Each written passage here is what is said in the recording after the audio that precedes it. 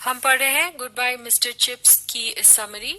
یہ ایک ناول ہے جسے جیمز ہلٹن نے لکھا تھا، اور اس میں مسٹر چپس جو ہے جو کہ ایک اسکول ٹیچر ہیں اور وہ انگریزی کا مضمون پڑھاتے ہیں، ان کے زندگی کے تمام واقعات جو ہیں ان کے متعلق لکھا گیا ہے، جن کے متعلق کہ وہ اب اپنے بڑھاپے میں سوچ رہے ہوتے ہیں. تو بروک فیلڈ نامی اسکول جو ہے جس میں یہ پڑھا رہے ہوتے ہیں، اس اسکول میں یہ اپنی جوانی سے لے کر بڑھاپے تک پڑھاتے چلے جاتے ہیں. تقریباً 50 سال کا عرصہ جو ہے وہ اسکول میں وہ گزارتے ہیں. In years passed Mr Chips remain the oldest teacher. اور پھر ایک وقت ایسا آتا ہے کئی سال گزر جانے کے بعد کہ مسٹر چپس جو ہے وہ واحد ایک پرانے ٹیچر اسکول میں باقی رہ جاتے ہیں who remembered what the school was like in its earlier days. یعنی وہ واحد ٹیچر ایسے رہ جاتے ہیں صرف جو کہ یہ بتا سکتے ہیں کہ اسکول یہ جو تھا بروک فیلڈ اسکول یہ شروع میں کس طرح سے تھا، یعنی اس کا نظام کیسا تھا، یہ دیکھنے میں کس طرح سے تھا، کتنے اسٹوڈنٹس اس میں پڑھا کرتے تھے، اس طرح کی باتیں وہ صرف مسٹر چپس ہی بتا سکتے تھے، کیونکہ وہ واحد ٹیچر تھے جو کہ اس زمانے سے پڑھا رہے تھے جبکہ بروک فیلڈ اسکول جو ہے نیا تھا. And it is the only he is the only one who remembers headmaster Weatherby. یعنی جو ہیڈ ماسٹر ویدربی جو تھے وہ ان کے متعلق بھی صرف مسٹر چپس ہی بتا سکتے تھے، جنہوں نے کہ who hired him back in 1870، جنہوں نے 1870 میں یعنی مسٹر چپس کو نوکری کی غرض سے اسکول میں رکھا تھا. and looks Mr. Chips looks at that period with nostalgia.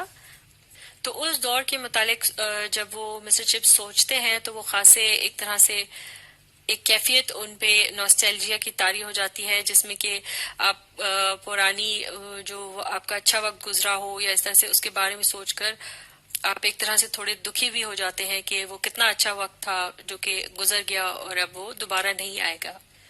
تو اس دور کے متعلق جب وہ سوچ رہے ہوتے ہیں تو ان کے ذہن میں اس طرح کے خیالات آتے ہیں کہ he thinks that self-respect and obligation to family and society has diminished with the turn of the century. یعنی اب چونکہ ناول جس طرح سے شروع ہوا اس کے شروع میں بتایا گیا کہ ان کی عمر جو ہے وہ 85 ایئرز ہے، یعنی 85 سال کے وہ ہو گئے ہیں اور وہ ریٹائر بھی ہو چکے ہیں. اور تو چونکہ ان کی عمر اتنی زیادہ ہو گئی ہے اور انہیں کافی سارے یعنی دور دیکھے ہوں گے، اور اسی لحاظ سے وہ یہ سوچ رہے ہیں کہ جو پرانا دور تھا یا پرانا وقت تھا تو کس طرح سے اس زمانے میں لوگ جو ہے اپنے بزرگوں کی، اپنے بڑوں کی کس طرح سے رسپیکٹ کرتے تھے، اور خاندان کے جو افراد ہیں وہ بہت ہی ذمہ داری کے ساتھ یعنی اپنے رشتوں کو نبھاتے تھے اور اپنے معاشرے میں ارد گرد کے لوگوں کا بھی خاصا خیال رکھتے تھے. تو وہ اب یہ سوچ رہے ہیں کہ وقت گزرنے کے ساتھ انہیں ایسا محسوس ہو رہا ہے کہ یہ تمام چیزیں جو ہیں یہ ختم ہوتی چلی جا رہی ہیں، کم ہوتی چلی جا رہی ہیں، جیسا کہ ایک نئی سینچری اور نئی صدی شروع ہو رہی ہے. پھر اسی طرح سے ناول میں ان کے ماضی کے خیالات کے بعد ایک مرتبہ ان کے ارد گرد کا جو حال ہے اس کے متعلق بھی بتایا جاتا ہے کہ کس طرح سے مسز وکٹ جو ہیں جو کہ ان کی مالک مکان ہے، جن کو کہ ڈاکٹر نے ان کا خیال رکھنے کے لیے کہا ہے، وہ کبھی کبھی انہیں چیک کرنے کے لیے آتی ہیں.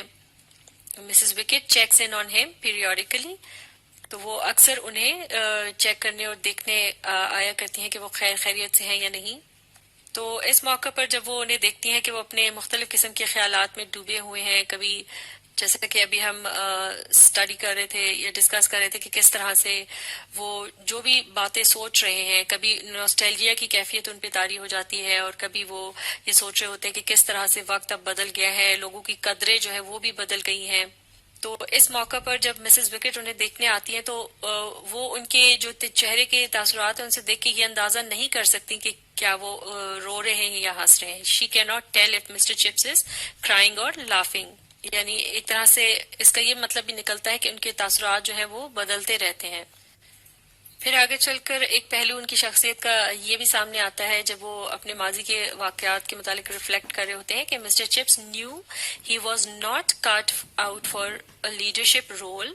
یعنی وہ اپنے متعلق اچھی طرح سے جانتے ہیں کہ وہ ایک لیڈرشپ رول جو ہوتا ہے جیسے کہ پرنسپل وغیرہ کا، تو وہ ان کو سوٹ بالکل بھی نہ کرتا، اس بات کا انہیں یقین تھا. اسی لیے ہی realizes his talents are better suited to teaching. اور وہ یہ سمجھتے تھے کہ وہ صرف پڑھانے کے ہی قابل ہیں، یعنی ایک استاد کی حیثیت میں ہی وہ کامیاب رہ سکتے تھے. تو انہوں نے پرنسپل کا رول یا کسی بھی لیڈرشپ پوزیشن میں جو رول ہوتا ہے اسے چننے سے انہوں نے گریز کیا، اور وہ صرف ایک ٹیچر کی حیثیت میں ہی پڑھاتے رہے. اور ایک مرتبہ پھر پڑھنے والوں کو مسٹر چپس کے خیالات میں یا ان کے ذہن میں جھانکنے کا موقع ملتا ہے جب وہ یہ واقعات یاد کر رہے ہوتے ہیں. He remembers having T and biscuits with his students, یعنی وہ اپنے جو اسٹوڈنٹس ہیں ان کے ساتھ خاصے بے تکلف تھے اور ان کے ساتھ بیٹھ کر چائے بھی پی لیا کرتے تھے، بسکٹس کھایا کرتے تھے. اسی طرح سے جو ان کے اسٹوڈنٹس ہیں ان کے متعلق بتایا جا رہا ہے کہ وہ اپنے ٹیچر کے متعلق کیا سوچتے تھے. Students remark that he was a جالی آرڈنری بیچلر. جولی سے مراد ہے یعنی خاصی مزاحیہ طبیعت کے وہ تھے، لیکن آرڈنری سے مراد ہے وہ عام سے سادہ سے بیچلر تھے، کیونکہ انہوں نے شادی نہیں کر رکھی تھی. تو ان کے اسٹوڈنٹس یہی سمجھتے تھے کہ شاید انہوں نے کبھی شادی کی ہی نہیں ہے. بیچلر سے مراد ہے کنوارا. تو جب بھی انہیں کوئی بیچلر، ان کا کوئی اسٹوڈنٹ انہیں بیچلر کہہ کر پکارتا تھا تو ان پر یعنی کیا رد عمل ہوتا تھا ان کا، it pains him that no one is alive to remember his wife.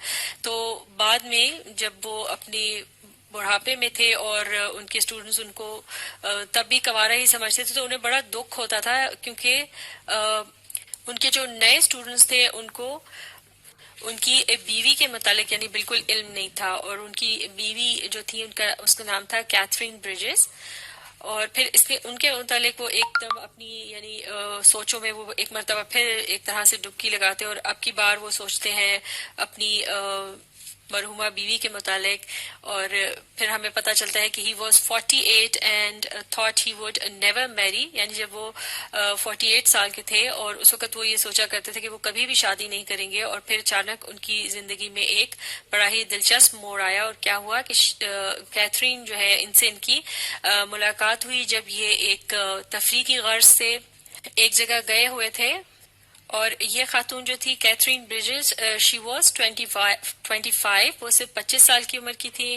اور and took an interest in ہم، اور وہ جو خاتون تھی انہوں نے خود یعنی مسٹر چپس میں دلچسپی ظاہر کی، اور بالآخر ان دونوں نے شادی کر لی.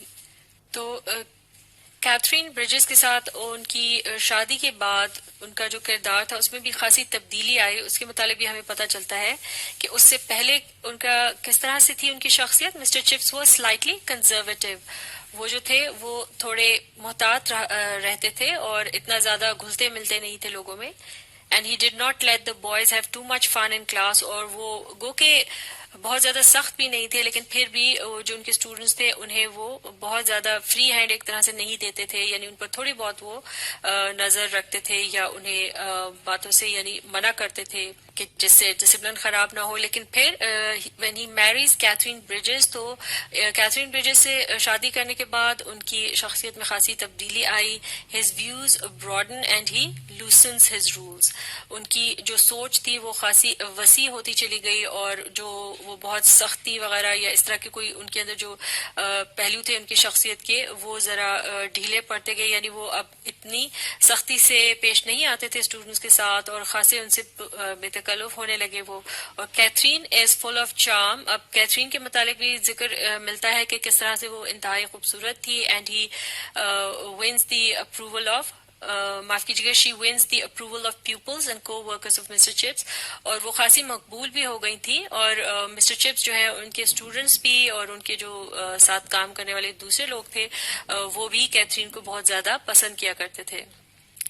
اور مزید یہ پتہ چلتا ہے کہ Catherine whom he calls Kathy is the opposite of what Mr. Chips thought he wanted in a woman. یعنی کیتھرین جو تھی ان کی شخصیت کس طرح سے تھی، جسے وہ پیار سے کیتھی پکارا کرتے تھے، وہ بالکل اس کا الٹ تھی جیسے کہ وہ ایک خاتون کی شخصیت جو ہے مسٹر چپس پسند کرتے تھے یا دیکھنا چاہتے تھے، یا جسے شاید وہ اپنا ہمسفر بنانا چاہتے تھے. تو کیتھرین جو ہے اس کا بالکل الٹ تھی. And she is deeply liberal and opinionated, یعنی وہ بہت ہی آزاد خیال تھی اور اپنی ایک رائے رکھنے والی خاتون تھی. اور یہ جو ان کا کردار تھا یہ اس 19th سینچری کی جو عورت کا کردار ہے، یعنی تمام عورتوں میں ہی یہ تبدیلی دیکھنے کو ملتی تھی.